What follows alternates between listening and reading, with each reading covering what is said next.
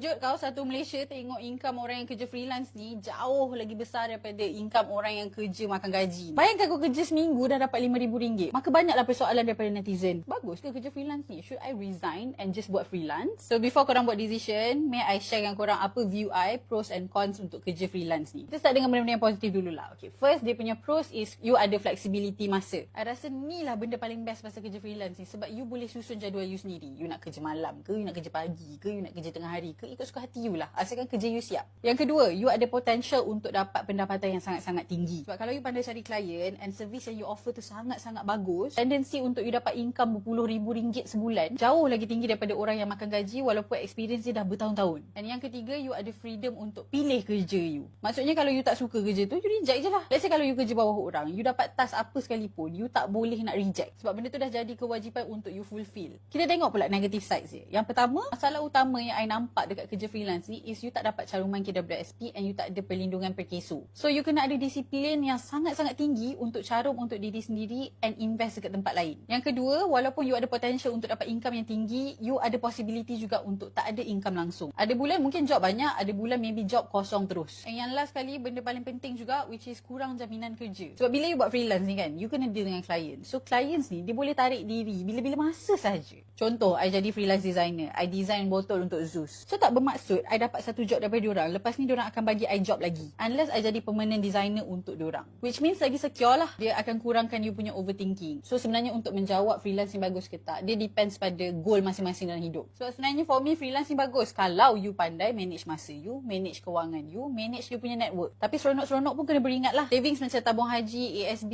and caruman KWSP sendiri still sangat-sangat penting. So siapa-siapa yang pernah buat freelance secara full time ni, cuba korang share sikit berapa income korang yang paling tinggi korang pernah dapat dalam sebulan and berapa paling rendah korang pernah dapat sebulan. And cuba korang share sikit experience korang sebagai seorang freelance. Renung-renungkan and selamat repost.